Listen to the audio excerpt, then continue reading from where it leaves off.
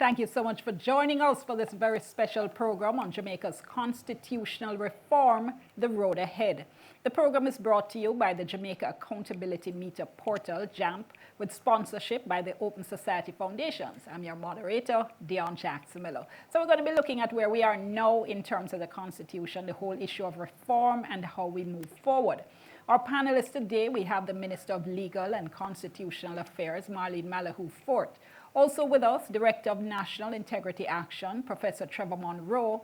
Jeanette Calder is Executive Director of the Jamaica Accountability Meter Portal, JAMP. And we also have Attorney at Law and Director of National Integrity Action, Daniel Archer. We're also going to be hearing in a little while from the opposition spokesperson on justice, Senator Donna Scott Motley. And special welcome to our studio audience because they'll also have a chance to participate. Let's kick things off, though, with a very pertinent video question that was sent in by Alec. I'm Alec Jackson. I would like to know, what is the importance of reforming the Constitution and why now? Boy, Alec, that's what you describe as an essay question, but we only have time for short answers. And Minister, let me kick you off, ask you to kick us off. Why the need to reform and why now? I think there are important aspects of the Constitution that need to be changed, and no better time than now. There has been a lot of talk around changes, and some things have been done, but not enough. And I don't think there is ever going to be a good time, but the Holness administration has decided that, particularly with the change in the UK monarchy, no better time. Prof, let me ask you to comment as well. And I should say to our viewers that Professor Trevor Monroe wrote a seminal book on the making of Jamaica's Constitution, really, really important, just in fact celebrated, you could say, 50 years. I can't believe 50 years since you wrote that, coming out of your PhD thesis, in fact, looking at the Jamaican Constitution, right? So with that kind of perspective, how do you answer Alec? I think, first of all, that we need to understand that the Constitution is like the rules in a football game or a cricket match or track. That's the fundamental basis on the foundation of which all the competition rests and everything else does. So that we need to make sure that the rules of the game, the rules that govern all the other laws in our society, are as we would wish them. And I think now is a good time. We've false started a couple of times. We false started in '77.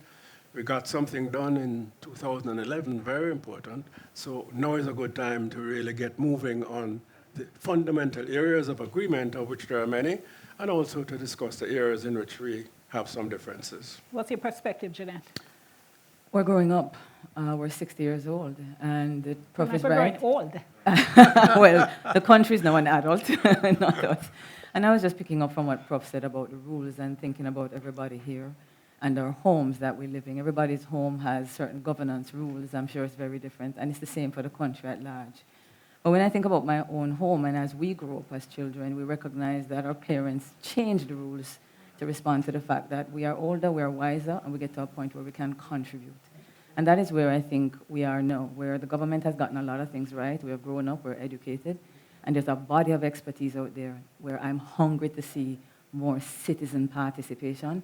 But more than anything else, I think this process is going to be amazing for the country. It's going to breed a sense of nationalism and a sense of ownership, and I'm really excited about the process more than anything else. Daniel, your perspective. Drawing from Jeanette, nationalism, ownership, and of course, I think the public knows that I'm a student of Professor Monroe, so I'd be ad-libbing his book. But beyond that, as a society, we do need to know what our rights are, what are our responsibilities, how do we make living together work, and define a space that is not just Jamaica for Jamaicans, but when we say Jamaica, we have that feeling of belonging and a sense that we are part of the process. When the Constitution was done in '62, it was more a parliamentary thing. We came out of Federation. 6 days later, we said we needed a document, and by '61, there's a draft. The public participation wasn't there. Now that we're older, wiser, with more experience, and want to be definitive in the global space, it is the best time to have something that says it's crafted by us, for us, with us in mind, and something that everybody has almost as if they feel that they have a stake in it. And that is why I think it is extraordinary and an extraordinary opportunity to do so at this time with all the pieces moving on the international space. Well, one of the really important things, and you guys kind of made mention of it there when you were speaking, the whole issue of public participation, because I think especially given the problems with how our independence, our existing constitution was created with practically no input from the public, it's really important that people feel a part of the process, which is why I'm trying to bring in as many questions from the public as possible. And William has a very important question. Hello, I'm William Mullins, and my question is, how is constitutional reform different from general legislative reform? Nice. So the Constitution is the supreme law of the land. It sits at the top of the hierarchy and it sets the stage for everything. The Constitution sets out a process for constitution making and constitution reform. There are similarities with ordinary pieces of legislation, but there are also fundamental differences. And as the supreme law, we're actually bound by it in terms of how we pass laws generally. So all the rules governing lawmaking are set out in the Constitution. But the Constitution itself is a special document which sits at the top of the hierarchy. The Jamaica Constitution has 3 types of clauses. The ordinary clauses, to change those, you require a vote of all members of both houses, not just all members present and voting. We have the ordinarily entrenched provisions, and there is an elaborate process for changing that, set out at Section 49, but at the end of the day, it requires a vote of 2/3 of both houses. And then we have the deeply entrenched provisions. So those are the ones that are put beyond the reach of Parliament, even with cooperation from both sides. In addition to what is required to change the ordinarily entrenched provisions of 2/3 in both houses, the electorate must approve the bill to make the change. And this is where we are. That's what we call the referendum. So for those matters that are of critical importance, which cannot be easily tinkered with by or the elected representatives in Parliament, the people will have to have their say. And those are the matters essentially that we're now wanting to change. In the Constitution, there are essentially 13 provisions that are deeply entrenched. It's also designed to be a slow process, not hastily done. So the bill that introduces the change will have to be laid in the House. There has to be a time lapse between first and second reading, second and third reading, 3 months. So we have at least a half year of dead time. And that does not include the rest of the work that is involved, the kind of debate. And then there is a time between the passing of the bill and sending it to the electorate for the vote to be taken. And I think that is where most of the work will be done, and engaging the public. Yeah. Because we do not have direct participation in lawmaking. It's a representative process. So that this, I think, will involve members of Parliament approaching their work perhaps for the first time, their lawmaking role in a different way, because they will be required to go to their constituents and speak to their constituents and inform them about what is to come in the law. I'm nearly at break, but Prof, let me ask you very quickly. Over the years, there's such angst over the provisions to change the Constitution when we need the 2/3 in both houses, in the Senate, as well as a referendum. Was it wise to put those protections in place? Did it make sense? I think yes and no. It's wise that we do have a process which allows not just quick overnight legislative provisions, but no, in that it sometimes, in my opinion, is too rigid, that many constitutions in the Caribbean do not require, for example, to change the head of state from a monarch to a president. Exhibit A, Barbados. Exactly. It doesn't require a referendum in that sense. But from the citizen's point of view, the importance of the Constitution is that whenever a citizen believes that a law passed abridges her or his rights, they can go to the Constitutional Court, and the Constitution can say, even with the unanimity of all the politicians in the Parliament, the judges can overrule it and say, look, this is inconsistent with our Constitution. It doesn't protect the rights of our citizens in accordance with the provisions of the Constitution. So it's very important for our citizens to know what is in the Constitution and to recognize that they have that final recourse in relation to all kinds of matters, the protection of the environment, which is very much a topic of discussion now, in relation to the violation of rights of freedom of movement. So the Constitution is our final arbiter of what is right and wrong in the sphere of law. All right, let's go to the first break. We come back with this discussion on constitutional reform, the way forward.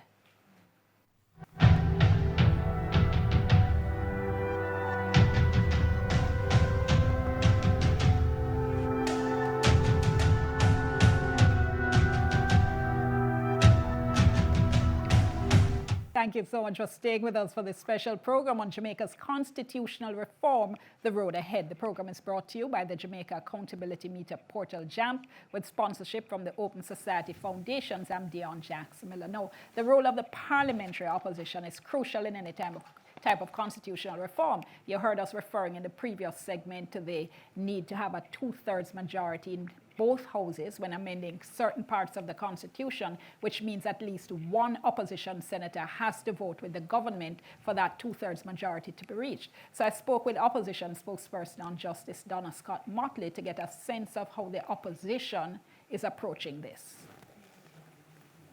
We keep getting asked, Senator, is to what extent is the public going to be able to participate in the process going forward? How important an issue is that? Well, I don't think, from the terms of reference, that there will be much scope in phase one.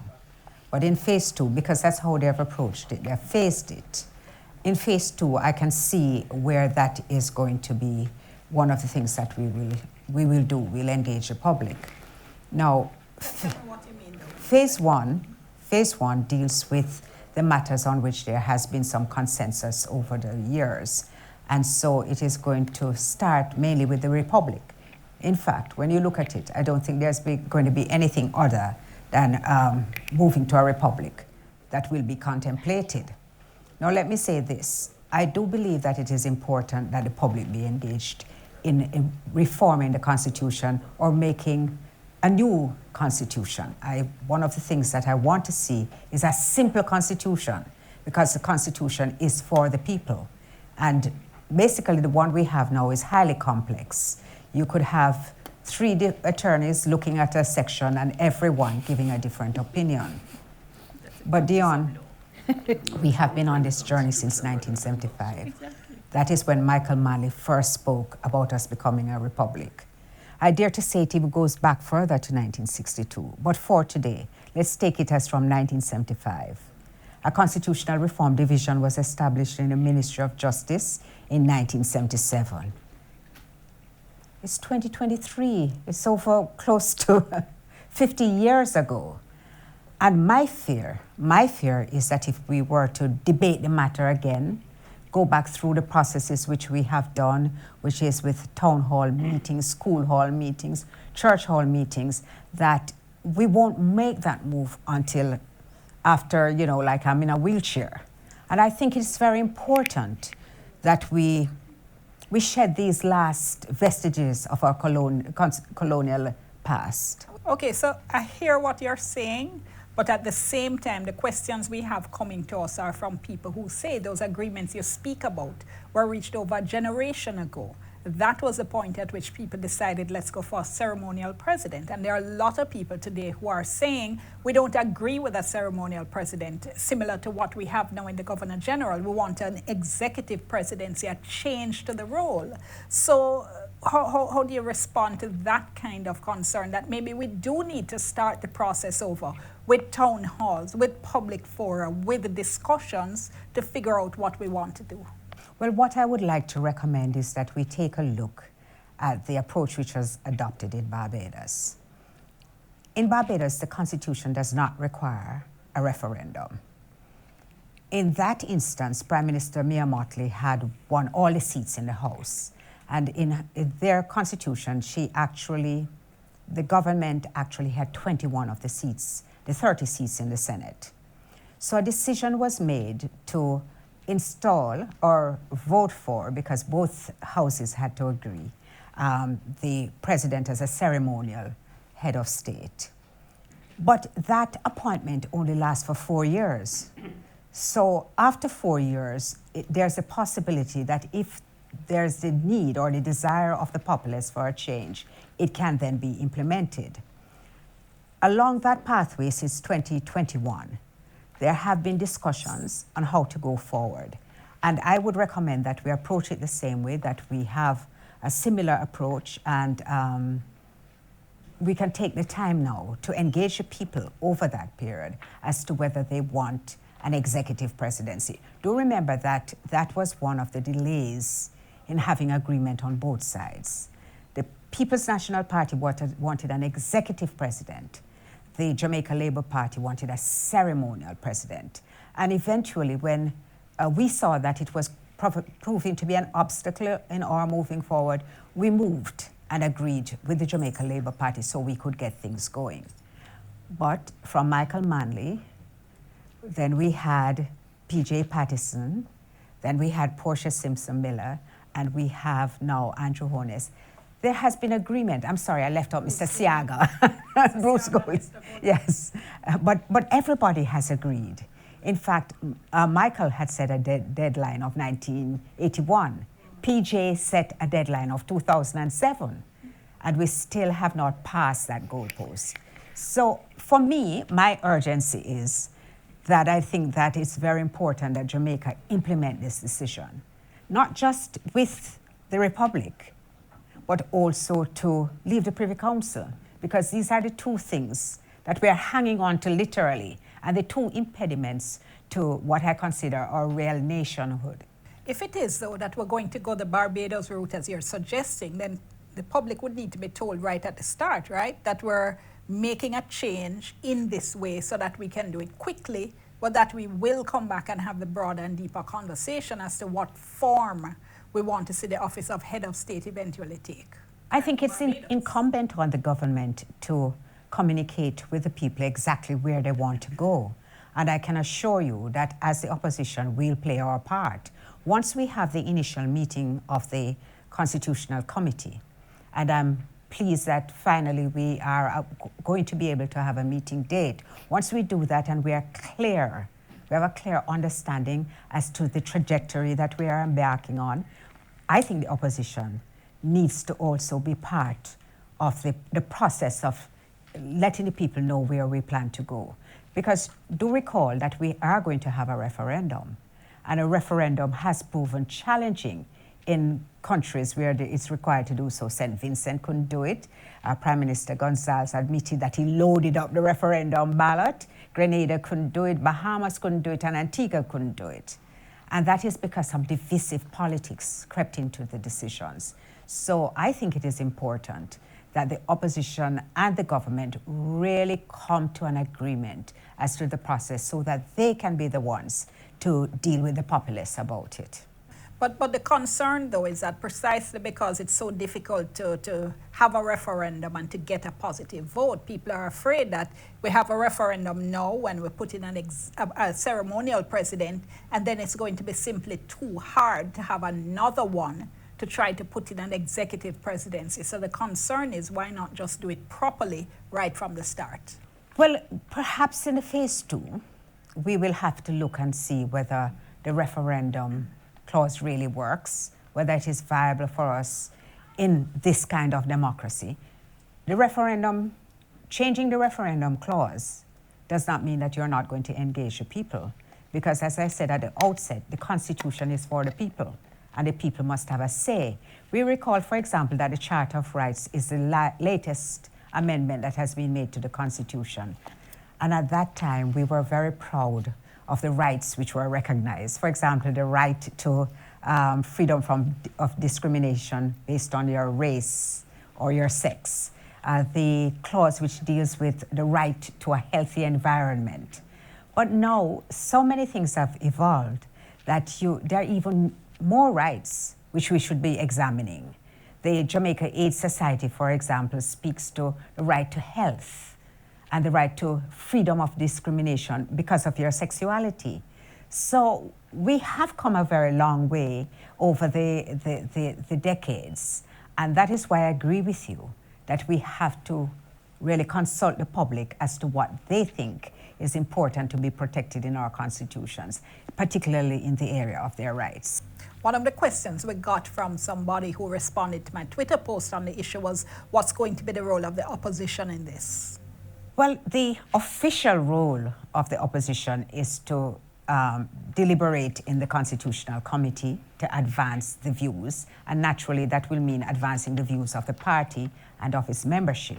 I want to take it a little further because I really want to see the opposition engage the people in very much this way that we used to with the People's Forum, which was really taking the issues to the people and getting their input.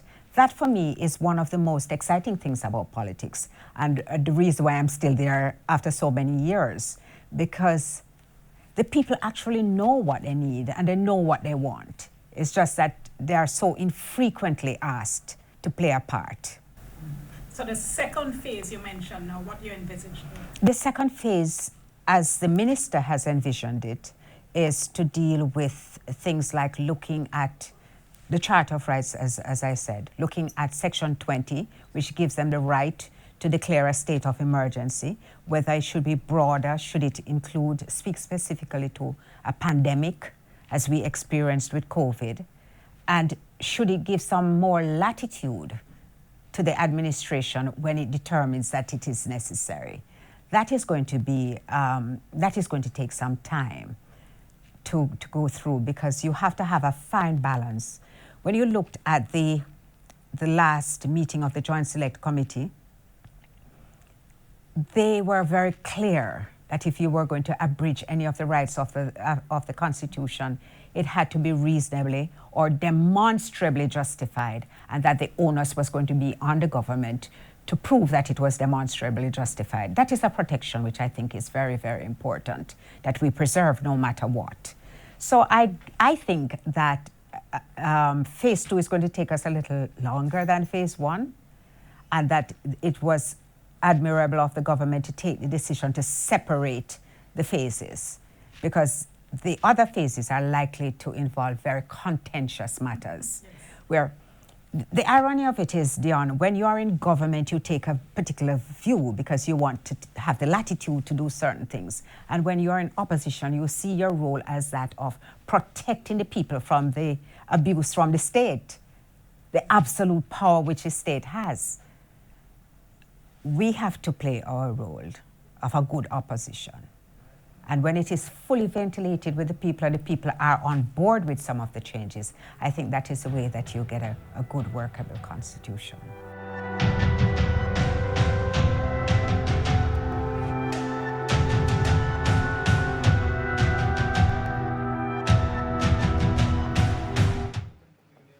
And we'll be back with our studio audience as well as our panelists right after this.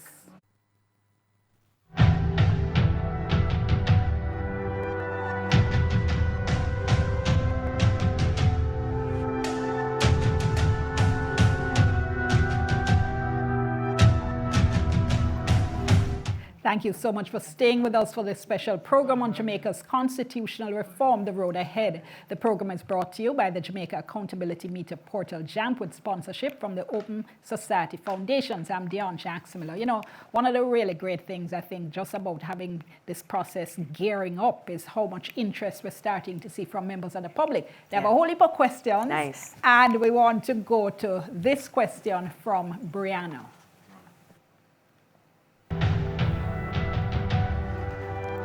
Hi, I'm Brenna Edwards. Jamaica is planning to reform its constitution, and as a citizen, I want to know, how can I become involved or how can I participate in the process? Yeah, nice. And in fact, we also got a similar question from Grace, who tweeted. Let's just bring up her tweet if we could. And Grace is also asking whether or not citizens are going to be allowed to have any say in this particular process. All right, so between that and between the comments made by the opposition spokesperson on justice a little earlier on, I know there's a whole lot to respond to, and we hope to get some questions from our studio audience starting in this segment. But before I go to the minister, who I know who I know has some comments. Daniel, let me start So with much you. to unpack. So much. Let's start with understanding and appreciating that with the Constitution comes the definitive decision about who has power and what they do with it. And that's why we need a Constitution. We need a Constitution to make sure we know how they must govern, what is the rights and responsibilities, and it also tells us what's the system that we use to select the people who govern. Because the minister did say that we have a representative government. So it is very important that as we go through this process, we ask ourselves, how do we want to be governed? Do we want to have that same two-party system? Do we want to still have where only the leader of a party can become prime minister and engage the public? You see these questions that they're asking? This is not 1961.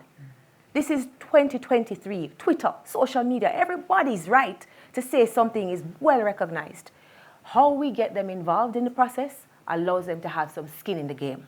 So at the end of this process, when the opposition minister could say just now, when you're in government, you want to do something to have latitude. And when you're in opposition, you want to make sure that... Pull back. I disagree with that. I think government must always have at the center the people they govern and their rights.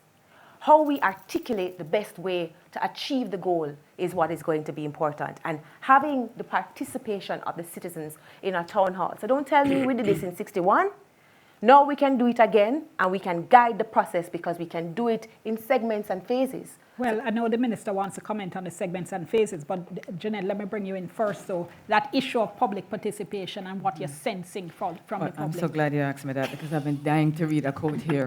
And Donna did mention about what the public is feeling and sensing. And I was so struck by this, I have to share it with everybody here. This is the Carlstone report of 1991. And he's saying, and I hope you get some context here, he says, if we are to judge by the writing style, they had 62 submissions from the public to Mr. Stone, telling them how they thought the parliament could function better and how their parliamentarians could serve them better. And he's saying here, if we are to judge by the writing style and the presentation of the written submissions to the committee, some 43% of these submissions have come from persons with a limited grasp of the English language. So that's telling us what their education level is. But he goes on to say, the interesting thing is that their submissions contained as much major points of substance as those written in finer English and with more polished prose. This is 1991. And so I just want to reiterate that the public is ready for participation. Correct. The people of Jamaica understand what's not working for them. And what's fascinating about the Carlstone report, Dion, is that not only did they know what wasn't working, but they had ideas about what could work for them. So I am all ready for the public engagement, and I'm not so clear on what phase 1 and phase 2 is, so I'm hoping that the minister can clear it up for me and the rest of us here. That's what you call a perfect segue, Minister. Indeed. My pleasure. I don't think I can hide my own excitement. What a privilege, of course, an enormous responsibility to be assigned the role that I'm assigned at this time. Everyone who knows me know how excited I am about the law. And the thing about a democracy is that you have to involve the people. And there is no getting around it. The Constitution itself tells you that when you come to make the kind of changes that we are in the process of making, you have to involve the people. So the work of engaging must be done, and it cannot only be done by the parliamentarians, and that's why a forum like this is important. Congratulations, Jeanette, and to you and all who are here. Tell me about phase 1 and phase 2. Phase 1. So the constitution reform and constitution making is a lot of work. And we have decided to do it in phases based on the 3 types of clauses we have in the Constitution.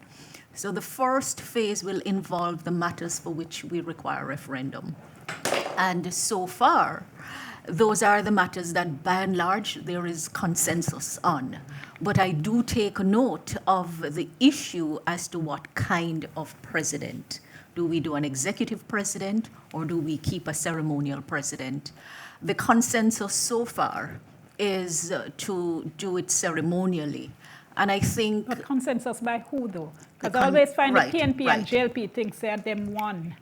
Make consensus. No. So we are not starting the work from scratch. We are building on recommendations that were made A generation over ago. time. Yes, yes. A part of the process is to look at whether the perspectives still hold given the passage of time. So that review is built in the formal process. And we will have to see how much of it we open up and in what time frame. So upfront, we recognize that when you complete work and you do not implement the work, you will always, it makes good sense to ask whether the perspectives still hold, do the assumptions still hold. But If I just want to make sure I'm understanding you correctly. So you're saying it's not set in stone in terms of remove the king, ceremonial president. the Jamaica Labour Party supports a separation between the state and the government. And we have done some research around that. So with an executive president, the head of government is also the head of state. Right. And we have looked at the research around countries, especially those in the Americas, where you have the head of government and the head of state residing in the same person. And whether or not, given our history and where we are in the nation, it makes sense. But we do keep an open mind. But right now, going into the process for the government, it is to separate the head of state from the head of government. Because you do want to keep your state above the competitive politics that is involved in government. And just to party understand politics. then, I see Prof trying to come in. Yes. Just before that, I just want to clarify one thing, Prof. So when you talk about phase one then, Yes. will there be, you know, the public forum, the discussions, or is it just going to be a kind of foregone conclusion? That's what I'm trying to understand. So what I promise you is that we will do a reporting out to the public at every stage. Allow me to have the first meeting of the committee, and then we exchange some perspectives on the approach to be taken. We have a draft terms of reference to be settled by the committee when it is formally constituted. But just to say that among the issues to be decided also is what powers you would have the head of state performing, not just ceremonial powers as exist now, but what would be the substantial powers, and those we will open up for discussion, yes. Okay, I want to go to the studio audience, but Prof, you wanted to respond to Yes, that very just to quickly. say that the opposition spokesperson and Marlene's remarks a while ago indicate the urgency of public education. You ask how many folks, what's the difference between a ceremonial and an executive president? And that's a university question, Very which true. lends itself to many essays. For example, it is arguable as to whether we now have an entirely ceremonial Governor General. It is the Governor General who appoints our integrity commission, for example. He doesn't have to follow what the Prime Minister says. He doesn't have to follow what the Leader of the Opposition says. He's required to consult, but he takes the decision. Now, is that entirely ceremonial? No, not at all. So we have to look at degrees rather than black and white. So there's a There are whole some heap of ceremonial talking. presidents who only inspect the Guard of Honor, Yes. and there are others who do more than inspect the Guard of Honor, as ours does now. On the other hand, there are executive presidents who are literally almost dictators in respect of their particular countries, especially in Latin America. Yeah, so whole heap of discussion on that. But let me go to our first question from our studio audience. We have Shauna Kay from Capri. Hi. So based on the conversation that we've been having, it's clear that there will be a strong correlation between the reform and the level of transparency we have in government. And the minister also said that there will be avenues for citizens to participate. Now, participation is good, but will there be a committee to ensure that the participation of citizens is not falling on deaf ears, that their inputs will be actioned? Okay. Thank you so much, Shauna Kay. Minister, I think that's you. That's for you, Minister. I give you my commitment that nothing will fall on deaf ears, even where we have different views on the matter. And I think there is much to learn from how we do things, how we have done things in the past. And my own commitment is to do it better. And I recognize that none of us has a monopoly on doing things well. And that's why we will engage and collaborate. The process by nature has to be collaborative. And it is not under my leadership going to be empty collaboration. or mere symbolism. Just to pick up on the point made by Professor Monroe, so the Governor General, no, who acts as head of state, is not merely ceremonial in the functions that he performs. So the Governor General and the Constitution itself tells you how the Governor General exercises his discretion and powers vested in him. Generally, he will act on the advice of the Cabinet or a minister with the permission of the Cabinet, under the guidance of the Cabinet. But there are also matters where the Governor General acts in his own discretion. There are matters where he acts on the advice of persons, in consultation with persons. So ceremonial president doesn't mean that you do nothing. And I think perhaps that's the wrong term that we should use. We're taught in school that the GG is nothing but a titular head. And what has come with that? The entire public service is vested properly under the Governor General. Hold that thought for me, Minister. I'm right at the break, so we're going to go to break. Conversation heating up. And I know I have another question from our studio audience. Stay tuned. We soon come.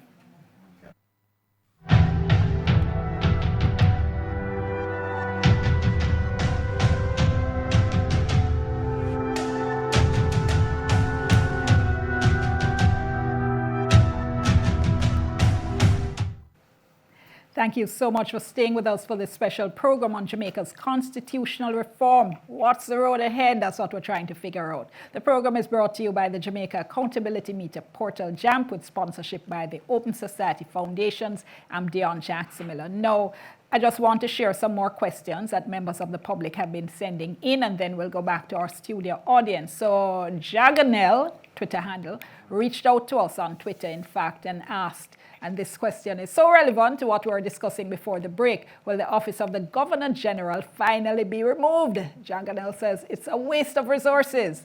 And we also have this video question from Vashan.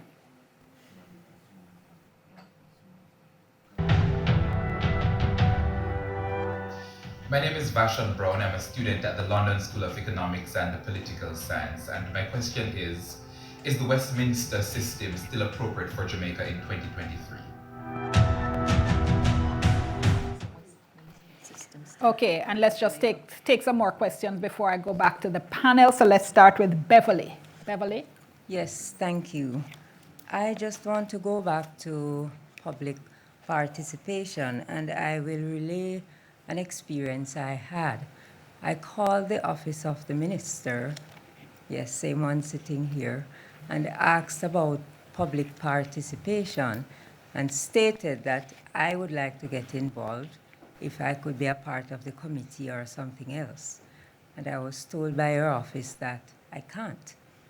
You know, there is no room for me. And I asked, so how can I participate as an ordinary member of the public? And I was told, oh, we'll let you know when there is a public session. So my question is, what avenues are being created for the general public, people who are interested, as we've seen, to get involved, not in a token kind of way, but to really get involved in this process? Thank you so much, Beverly. And let me just go to Emile now. Emile?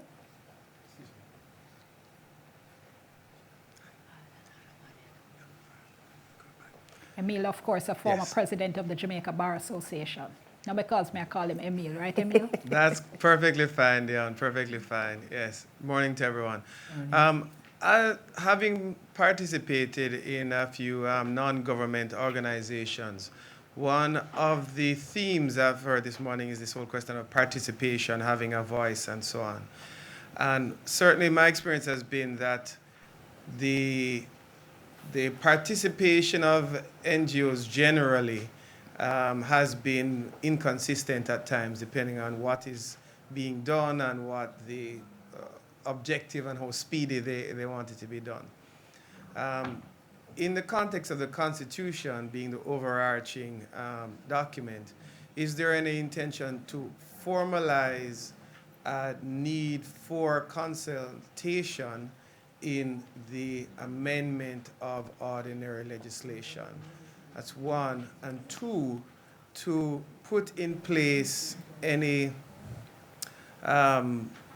enforceable timelines for legislative review. because one of the concerns that we have seen from both the legal and business side is where we have this legislation which was intended to be reviewed and updated periodically, but it simply languishes in its original form, and there is no, there seems to be, let me phrase it that way, no impetus or ability to update it to meet modern standards and requirements. All right, I'm going to stop you there, Emil. Thank you so much. All right, so we had a whole heap there. So let me just recap quickly. Jaganel was asking, will we have a real president? Vashan said, are we sticking with Westminster? Beverly was asking about participation, saying she tried calling into the Ministry of Legal and Constitutional Affairs and didn't feel she was really getting any advice in terms of avenues for participation. And Emil asking about building in consultation, especially in relation to NGOs, as well as timelines for legislative review. All right. No, not pretending that we can answer every single question on constitutional reform during this period, but we're seeing themes coming out there. Minister, back to you.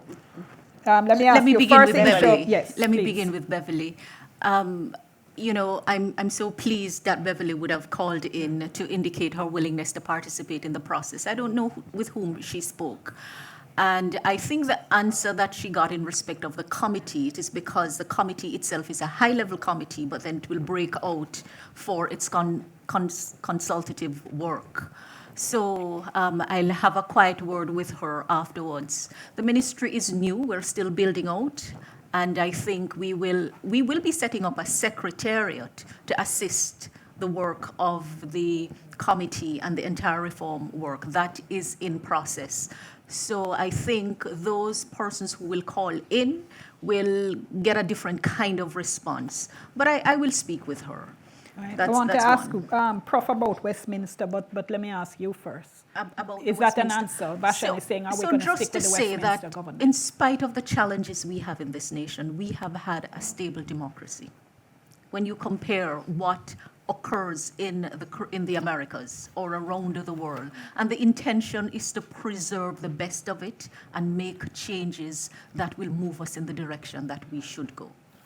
So, can I follow on that? And yes, I do, but I just wanted to say to our viewers, so when we talk about a Westminster-style government, we're talking about, you know, we have two chambers in Parliament, an elected lower house and unelected upper house. We have a powerful Prime Minister heading a cabinet. We have an independent judiciary as well. Yes, Prof.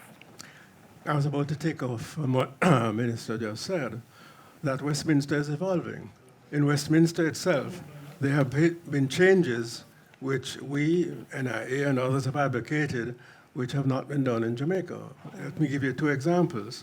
In Westminster, they now have the citizens have the power to recall a member of the House of Commons before the end of his term or her term in office by virtue of a certain percentage of that constituency saying we do not think that member of parliament is performing, we want a vote to remove him. The only country in the Caribbean that has adopted that important innovation, which empowers the people beyond every 5 years, is Belize. And it seems to be working pretty well.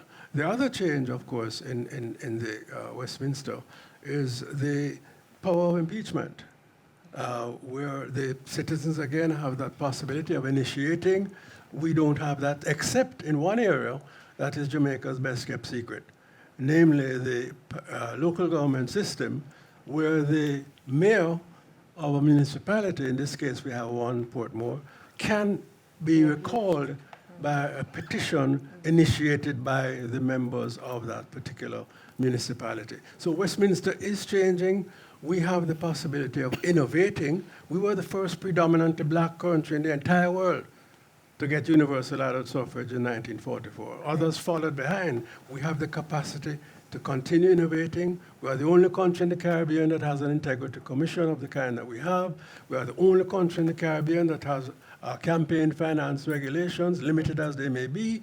So let's use the opportunity not to throw the baby with the bathwater, because right. Minister is correct. Of all the countries, indeed of most democracies in the world, there are only about 10 that for the last 70-odd years have had constitutionally mandated elections where governments leave and oppositions come in, and without assassinations of presidents as in the United States, assassinations of civil society leaders as Martin Luther King in the United States, military rulers in Pakistan and Ghana and Nigeria, all of which we have not had, thank God. Wow. And that has to do with the quality of the leadership and the vigilance of our people, which needs to be intensified, and they need to insist that consultation is not, as it has often been regrettably, a face card. In 2009, sorry, we had, Prof. let me complete the point. In 2009, we had the biggest consultative process in setting up Vision 2030. You check to see whether the proposal from that Vision 2030 to have a code of conduct for parliamentarians, 2009, we're in 2023, has it been done? Yeah, So Jeanette, we I need to wanted ensure bring that you the in. consultative process has impact. Wanted to bring you in on Emil's question, your thoughts on that, the participation of NGOs, whether that kind of consultation should be formalized, he's asking. Well, I think that's a good suggestion, particularly the NGOs who are already applying themselves to matter of, legal interpretation and constitutional reform. But I know there's a concern, and I will hasten to say that one of the challenges with inviting NGOs, especially the formal ones, is the extent to which people are concerned that there's a certain amount of co-opting. Their voices are louder. They're actually a little bit more used to engaging with politicians. So the question of how much their interests are served over and above other members of the society is a legitimate concern at the same time. So I'm trying to balance it there by saying we can put mechanisms in place to make sure other voices are heard. But absolutely, there would be value of including NGOs who are a little ahead of the others in the conversation. And I look forward to all the submissions that are going to be coming out. I haven't forgotten Emil's question about a timeline for legislative review, but we have questions piling up, more questions as well, so let's hear from Kyle. So good morning to everyone present. My name is Kyle Fung and I'm the current Faculty of Law representative for the UMONA Guild. And my question is centered around more so the education of the general public. So of course, constitutional reform forums such as this, it's very important, but majority of the public may not participate or even want to speak on it simply because they don't necessarily understand the idea of what the living instrument is in the sense of the Constitution. And just as was mentioned earlier, it's very intense to even understand as a law student studying it. So is there any actual plan to kind of gear towards educating the general public as to what the Constitution is so that they can better input any knowledge that they have? Yeah, I love that because that's so, it sounds so basic, but it's so critical and so important. Daniel, you're jumping in. So important. People are hungry for information. They're hungry, and that's why I keep saying, when we talk about consultation and we talk about getting people involved, Ms. Beverly, you're on point. It's not just for the high level, the intellectuals. The regular people want to be more than, I hear you, I want to know. And so I think going forward and coming out of this, it would be instructive for the minister. As she has said, set up the secretariat, draw them in. It allows people, you hear me talk about having skin in the game? When we as a people, the majority of us who don't have the tertiary education, but we are the regular ones who keep the mill going, we want to have that say. And it's so important because then, and only then, will we get to where NIA and other NGOs have been asking for, when people say we can hold the government accountable because they understand that it's the people who have the power. Okay, so there are a couple of questions there for the minister, but we're at break, so let's go to break and we come back and we go back to the hot seat in which she is. We'll soon come.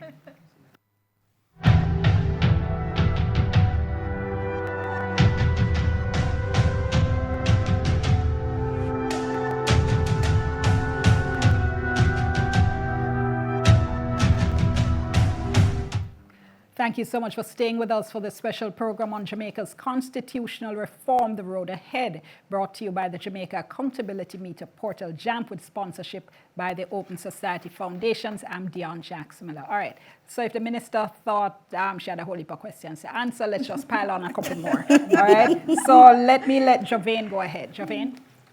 All right, so good morning, everyone. I am Javain Brown, the Constitutional Committee Chairperson of the Normandy Student Society Association. All right, so I have a two-part question.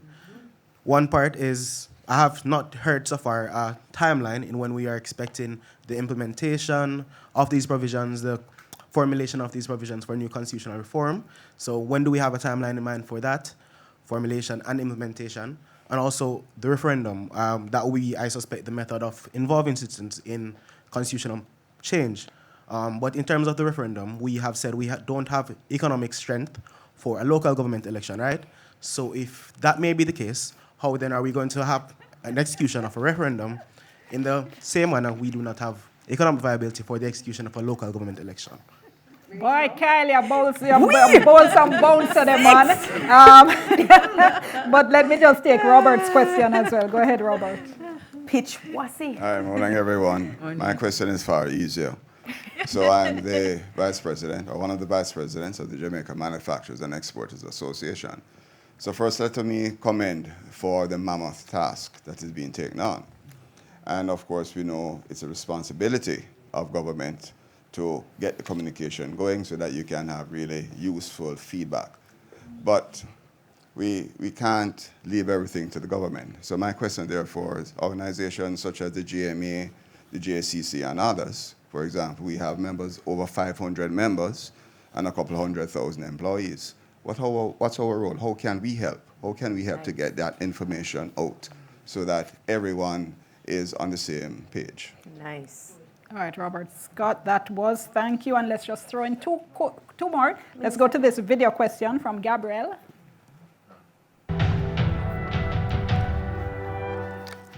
Hello everyone, I'm Gabrielle Elliott Williams and I teach in the Faculty of Law at the Mona campus of the UA. I've visited the Privy Council before and I've seen foreign lawyers for the appellant, foreign lawyers representing Jamaica, and the foreign judges of the Privy Council together, sometimes fumbling in the dark, trying to figure out how best to order our society. I recently came across a quote by Mia Mottley when she was Barbados' Attorney General, asking whether the region should set up its own final court of appeal or whether it should continue to loiter on colonial premises. And so I ask, will Jamaica's leaders on both sides together urge us away from loitering and towards investing in our own regional institution? Thank you. And the last one for now, let's bring up a tweet. This tweet from Zesty. And in fact, there are quite a few people asking this particular question. Zesty was asking whether or not the reform will include protections for LGBT society members. All right, Minister, let's take them one by one. First of all, let me go back to Emil's quick question in terms of should we have timelines for legislative review? Should that be a part of the discussion? I think the concern about how long it takes to pass law is a genuine one. In fact, I am utterly frustrated with how long it takes to get things done. But I bear in mind that there is a process, and the process involves stages. The work of the ministry now is trying to set realistic timelines. But government is not a one-man show. There are numerous offices and office holders who are involved in the process. And if I were to share with you what I have seen and experienced in the year that I have been in this office, believe me, I have been to the point of tearing out my hair. Unbelievable.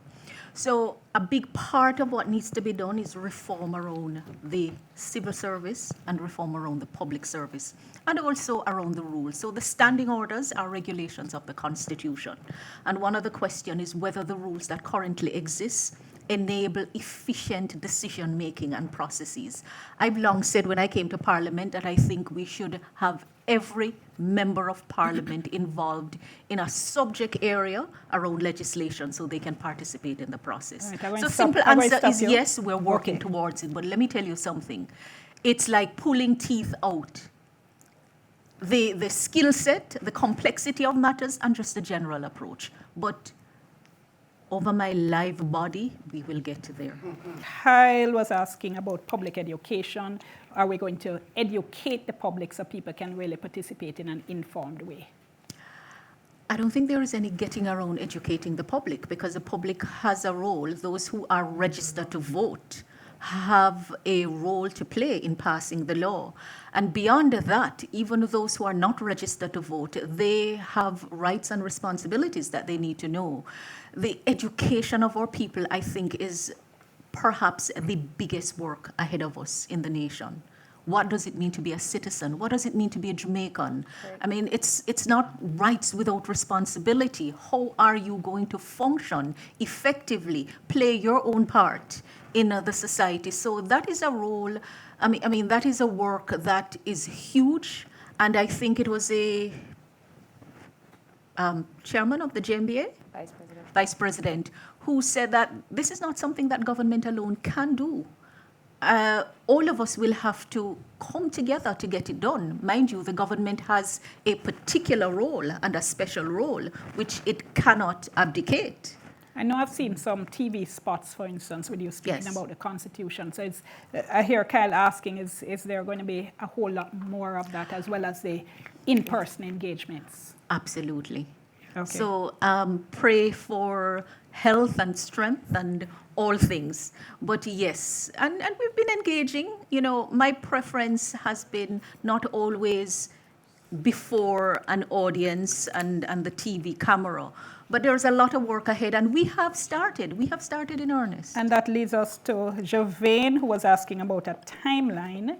When is all this going to happen? Well, I actually thought that we would have been a little further down the wicket. A lot of the background work has been done. We were stalled with the formalization of the Constitutional Reform Committee. I had indicated an ambitious timeline last year when I spoke in the sectoral debate. And I am working, subject to the process, to see if we can meet that deadline, at least with phase one. They hope that we would have the referendum in relation to removing the monarch. The bill tabled to do the amendment for the bill that would go to the people, yes. So that the referendum itself could so be, you had said by the next election. Right, interestingly, when the People's National Party was in government, and they actually had set out to do part of the reform work. And it was not with a consultative process at all. I came up on a bill, and you would have seen that part of the work that was done just brought a bill to the Parliament. They started with the CCJ that ended abortively because of the lack of consensus. So timeline has to be tempered with what you put into getting the work done. So you can move quickly in a way that does not involve the extensive consultation, and you go quickly. But once you engage, remember, you have to bear in mind that that too will take time. And then Javain also wanted to know how you're going to afford a referendum if we can't afford local government So election. one of the questions, I mean, cheeky question, but one of the I think questions... he's going for my job. No, man, I understand it. So one of the questions that has to be answered is whether we hold the referendum with an election. Do we move to holding local and general elections together, notwithstanding the 1-year difference in the cycle? We're open to taking advice. So far, just because of the experience we have had and what we have seen in the rest of the Commonwealth Caribbean, it may not make sense to do them together. It's the first time we're going since federation. But the truth is that the elections are costly, and budget is not unlimited, and it is one of the issues, even as we consider the local government postponement, is to determine in rationalizing the budget what would make sense. But we have not concluded on the matter because we do have to take advice around the referendum. We certainly wouldn't want to go to a referendum and not yield the result that we want in ending the monarchy. The constitutional monarchy as a form of government. I'm nearly at break, but I can't not ask this question because whole heap of people have been asking Gabriel's question, Caribbean Court of Justice and Privy Council. So the final court is an issue that we will have to discuss because right now there isn't consensus between the opposition and the government, and it is not one of the matters for which we require a referendum. That will be in phase 2 of the reform. But there is going to be no getting around having a proper discussion on what should Jamaica final court be. Absolutely no way we can get around it. It's that question will be dealt with in the second phase. The CCJ is not a fait accompli because we also have the option of a Jamaica final court. No decision has been taken. So we will have an avenue where we discuss the matter frankly and candidly, hopefully once and for all, because we cannot move to making this change without also making a determination on that issue. And there are options. Madam All right. Moderator, will we have an opportunity to comment on the local government issue? In the next segment. Let me just go to the break, Prof, and then we'll come back and have our panelists weigh in on some of the issues that we have been talking about in this segment. Stay tuned, we'll soon come.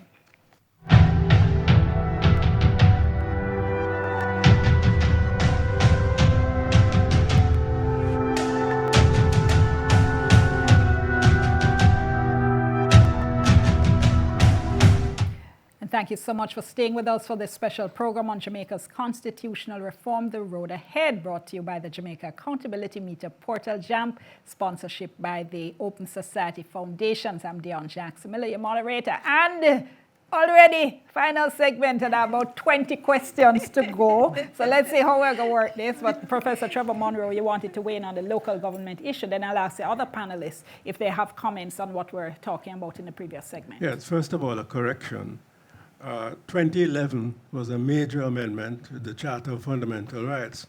But in 2015, the local government system was inserted in our Constitution for the first time after 20 years of discussion. That gives it a level of importance that it did not have before. And therefore, the precedent set by previous administrations to postpone local government elections 1990 to 1996, the fourth time it's now been postponed, is not acceptable, because it does not make sense to say that we do not have money to activate a fundamental basis and avenue for citizen participation, which is how it is described in the constitutional amendment, which now is part of our Constitution. And to that extent, I associate myself fully with the Citizens Action for Fair and Free Elections and the private sector organization. Right. That this is an unacceptable postponement, especially with the reasons given, and it does not show sufficient regard to that particular constitutional provision, even though the constitutional provision does say that it is the government of the day which determines when the election is held. And I think Minister needs to give careful consideration to this, because it is an indication that aspects of our Constitution, even inadequate as these are being given insufficient weight. There's absolutely no reference to this point made by the minister in his reasons for postponement. At least it should have been addressed. Got you, Prof. Jeanette. You're good here. And Daniel, so many issues there in the previous segment. Unless you want to jump in, let me go back. You may go back to the minister, because Professor Monroe did articulate my point about the local government. And I think it's really important, because it shows a scant disregard for public participation. And if we want the public to participate in our constitutional reform, it is an excellent opportunity to put the foundation in place for local government and have it done so that you can secure their participation. Okay, the question Minister Zesty was asking, is a reform discussion going to include protections for the LGBT community? A hot button issue, a real hot button issue. I think that the gates that have been opened will not be closed in our lifetime, will never be closed. And there are important issues within the LGBT community and other communities that have to be addressed. The interesting thing, is that when you sit as a legislator, you make decisions and you pass laws on behalf of people who share and do not share your private morality. And the question is, what is your duty to them? Since the ministry has been established, I certainly have been engaging with groups with the issue around discrimination. The matter is deep-seated and deep-rooted in the Jamaican society. I recently read comments on that question in one of the social media forum, and every time I see what is expressed, it just reminds me of how much work lies ahead of us on this issue. Okay, let me go back to our studio audience, and we have Sifani. Okay, my question is to the minister. And while I understand that we have actions and plans that are being taken or are taken in terms of the decision-making processes for the constitutional reform, and I understand that the Constitutional Reform Committee is a high-level committee, and you're taking decisions from everyone. I wanted to find out, is there youth representation on that committee? And also, are you able to share some of the members of the committee? Thank you so much. Let me just go to Glynis as well and take Glynis's question before we take the answer. It's both a comment and followed by a question. Yes, I hear the talk. The public must be engaged. They will be engaged. Yes, there will be public education to inspire participation and all of that. But my concern all the time, whether it is on constitutional reform, issues of governance and accountability, all the big issues that as a nation we grapple with, it's how do we ensure that the people understand the issues? How is it languaged? How is it communicated? So often the communication process appears to be more form than substance. So we say we have a communication campaign, but indeed it's really not connecting with the people. So my cynicism is, and therefore my question is, how can you expect participation when the issues are not communicated in such a way that they understand? And two, some of the other issues that must be grappled with before you can get to the big things, how are you breaking it down so that it all comes together for the citizenry? Thank you so much. First question is youth participation on the committee, Minister. Yes, there is a slot for youth representative. We still have a little bit more work to do in settling the committee, but hope to do so in short order, since the leader of the opposition has communicated his representatives to me and also made a recommendation coming out of the Vale Royal talks. All right. And so Glynis is one. now asking then about effect, not just communication for communication's sake, but making Right. sure people really understand and connect. So she spoke about cynicism, and I think I understand the cynicism. I'm not a communications expert at all, but I do know what it means to understand and be understood. And irrespective of the language that we speak at the end of the day, you know, when I sat as a judge of the parish court many years ago, I had such an interesting lesson in understanding. People would come to court and they would speak in a way, let me tell you, I had such a hard time breaking it down, much less writing it. And I had to write as they spoke and then translate it into formal English to say by what they mean. And I moved away from the annoyance that I had, you know, as a student, because you hear every day, speak properly. What does that mean? To say the essence of communication is to understand and be understood. So the cynicism is understandable. The work is just a lot, and no one has a monopoly on it. And it is my intention to take an approach to get the help, because Jamaicans have resources, they're resourceful. And at the end of the day, if the goal is to ensure that those who must participate in law, because we can't get it done if we don't go through the formal process, you know. Professor Monroe, when he spoke about the rights. It's not just the rights that the Constitution protects, but it also protects the process by which you do things. So a matter can be struck down if it is procedurally irregular and improper. Because you're getting into A the lot of weeds. work ahead of us with the communication. So how the issues are languaged, as you say, and communicated. All right. A lot of work ahead of Dion, us. just to throw in there so that people understand that it's part and parcel of what entities like NIA, JAMP, ILE have been doing. They have been doing a lot of getting to know the Constitution. It's almost like a meeting on the verandas, a porch with persons. I think more of that needs to happen, but we just started. And so NGOs will continue to mesh and meet you on your veranda. People have been calling for conversations, and we've been going to bars. Some of us have been just hanging out, just explaining things. That is one of the things I think Minister would help Minister in sharing the information, so we meet people at their level. Okay, I Let me just say, have a Dion, couple let me minutes. just say, please. 30 so seconds. right now, I chose to be here, and I will have to run from here to No a more, meeting of the Minister. National Security Right. Council. All right, we have an Simply important- because I appreciate the importance of this kind of engagement. And the importance of this Yes. final video question, because we just have a couple minutes left, and this is really important. Hi, I'm Marilyn Facey, a doctoral student at the University of Illinois at Chicago. I'd like to know what measures are being put in place to ensure that the progress we failed to make over the past 12 years can be made within the next 2 years. All right, so I'm going to ask Minister to answer very quickly and then go to everybody else for a quick final comment because we're nearly out of time. Minister, how do we ensure that we're actually going to get somewhere this time? That's why we're doing the work in phases. That's why we're going to start on the matters on which we have consensus to let you know that we're serious this time in getting it done, and then we work through the more difficult issues. Because if we wait to build consensus on everything, believe me, who said it would be they would be in their wheelchair? Was it Senator Scott Motley? Yeah. So, all right. Failure is not an option for me. Prof, you have 20 seconds. Final agree. Comment. Fully agree with the minister. She'll be surprised to hear.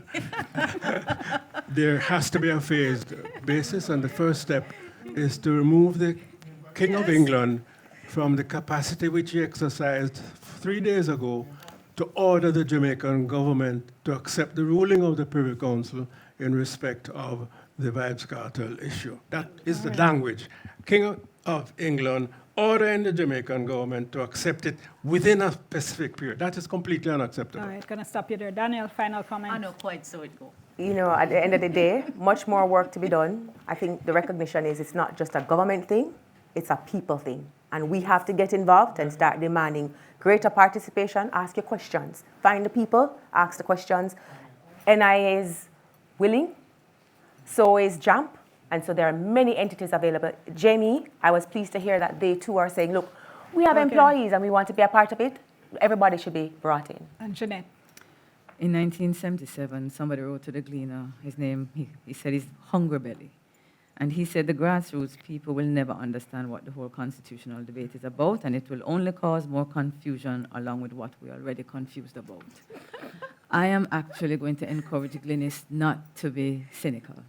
I've heard what the minister has said, and I'm really driven always by hope, and I'm going to raise my expectation and believe that the minister and the ministry is going to raise their performance to meet ours. That's what I want to encourage you, Gleanists, and everybody else to say. Good one, too. We're not going to have any hungry leave it there, everybody. We have to leave it there. Thank you to JAMP and to you for organizing this forum. I think we're off to a good start and a good example that it's going to take all of us to get the work of public education done, among other things. And on that note, thank you so much for having been with us for this special look at constitutional reform, the road ahead. As you can see, we're just at the start of the road, so we're going to be having a whole lot more conversations like this. Thanks so much for participating. Thanks for all the fantastic questions there from members of the public. Very special thanks to our panelists, especially the Minister of Legal and Constitutional Affairs, who, as we say, took time from her busy schedule. Also, opposition spokesperson on justice, Senator Donna Scott Motley. Thanks to our very engaged studio audience. Thanks for watching. I'm Dion Jackson Miller.